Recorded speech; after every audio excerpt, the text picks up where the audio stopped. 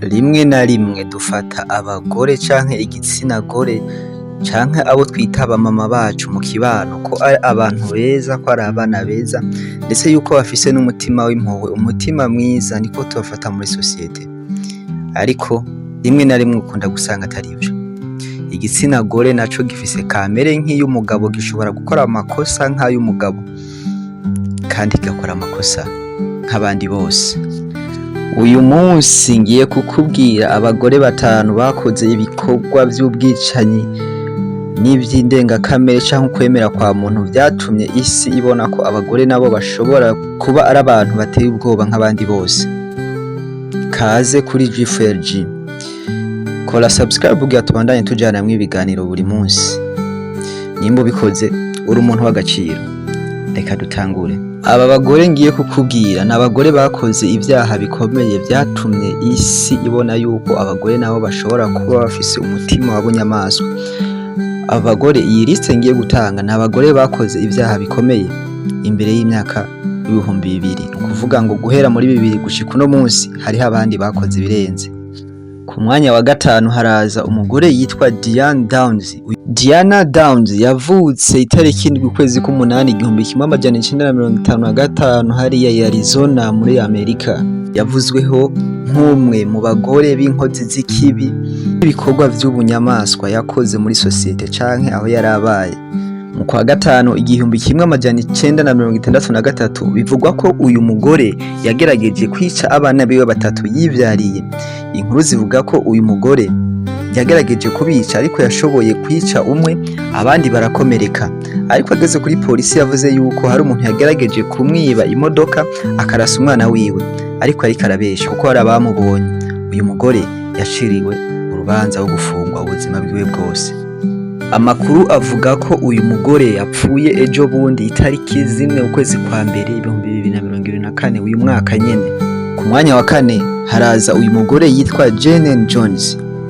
Jane Jones yavutse itariki 13 ukwezi kw'indwi 1950 hari Texas. Yari umu-infirmier w'umupediatrique. Uyu mugore bamwanditseho n'igitabo bise Infirmier Diabolique. Ico gitabo kirahari, muzokirondera muzokibona. Uyu mugore wo muri Texas muri Amerika, uyu mugore bivuga ko yari umugwaza abifitiye uruhusha, ko uyu mugore bivuga ko yoba yarishe inzoya n'abana barenga 60 igihe yari umugwaza mu myaka y'1970 gushika umwaka w'1980. Ubu bwicanyi bivuga ko yabukora mu gutera umuti ukaze abo bana hama bagapfa. Ariko imbere yuko ivyo bimenyekana, uyu mugore Jones yari umwe mu bantu akunzwe cyane, bavuga ko yitaho abana neza, azi gufata neza abana. Ariko mu nyuma mu 1984 vyaje kugaragara ko uyu mugore yoba yabaye mwizo mpfu z'abo bana bose, aza gukatirwa urubanza afungwa burundu. Ku mwanya wa 3 turahasanga Elina Petri, umugore w'umudagi yavutse 1920. Bivugwa ko mu vyo yakoze, bivugwa ko uyu mugore byatumye bamwita inyamaswa. Nuko umunsi umwe yaravuye ku kazi asanga abana 6 iruhande y'ibarabara, hanyuma abona ko abo bana batorotse bavuye mu ikambi ya gisirikare ya Sobibu. Ico yakoze umugore nico cyatangaje abantu, cyatangaje isi. Bivugwa ko uyu mugore yahisemo gutora abo bana akabajana iwe mu rugo, akabagaburira bagahaga. Ariko ahejeje kubagaburira yarabasohoye abatwara munsi y'urugo, arabarasa bose barapfa. Mu nyuma niho byaje kumenyekana ko uyu mugore yishe abo bana, nawe aza gucirwa igifungo c'ubuzima bwiwe bwose muri gereza. Ku mwanya wa 2 turahasanga Johanna Arvata, nawe yavutse mu 1920 hariya mu Budagi. Uyu mugore bivuga ko yigeze kuba umugwi w'abanazi. Bivuga ko urwanko rwiwe yarufitiye abana b'abayuda.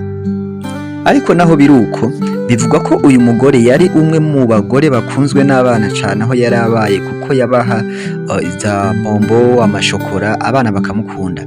Niho umunsi umwe yakoranya abana akabashira hamwe, bakibaza yuko agiye kubaha impano nk'uko byari bimenyerewe, ariko yarabakoranije arabarasa bose arabica. Ikindi gituma avuga ko uyu mugore yari umwicanyi nuko umunsi umwe yigeze kuja kwa muganga hama atora umwana w'umujuifu amucisha mu idirisha amuterera hanze ahagaze ahantu hejuru muri etage. Uwo mwana namwe murumva ko ivyo vyarangiriye ngaho. Mu nyuma yaje kumenyekana ku bwicanyi uyu mugore, hanyuma aza kuburirwa irengero. Imbere yuko ndakubwira umwanya wa mbere, banza urabe ko wakoze subscribe kuri iyi channel ya G4G.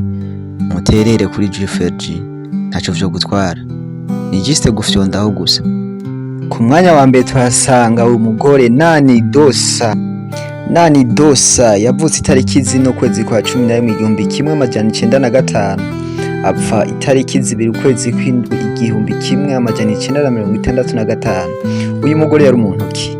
Kubera iki yisanze ku iyi liste? Uyu mugore yarazwi ku mazina menshi ariko iryamenyekanye cyane ni Black Widow, bivuze ngo umupfakazi yirabura canke umupfakazi w'umwijima. Niki catumye uyu Dosa bivugwa ko ari we mwicanyi yabayeho muri ico kinjana? Bivugwa ko uyu mugore yarongowe n'abagabo 4 ariko bose birangira abishe ku mvo zitandukanye, bamwe abafata bamuca inyuma, abandi kubw'akaboregwe yarabafata akabica. Mu 1954 nyuma yaho umugabo we wa gatanu apfiriye mu bitaro i Oklahoma, byaje kumenyekana ko uyu mugore yoba yarishe abandi bavukana 2 b'abakobwa. Sivyo gusa ngo uyu mugore yakoze, ngo byaje kumenyekana ko yishe n'abana bibo 2 yivyariye, yicana nyina amuvyara ubwe, hama yongera ko na nyina bukwe. Byaje kumenyekana ko hari andi mabi menshi uyu mugore yakoze, nico baje kumuha aka kazina bamwita ngo Black Widow. Abenshi amateka yiwe murayazi. Ibi niyo byashize ku mwanya wa mbere uyu mugore. Mwakoze kuba nanje mu kiganiro. Jewe wumva ni Roy Juif kuri G4G. Nimba hari ico uterera tusigira aga commentaire. Mubandanye mukurikira G4G. Ciao.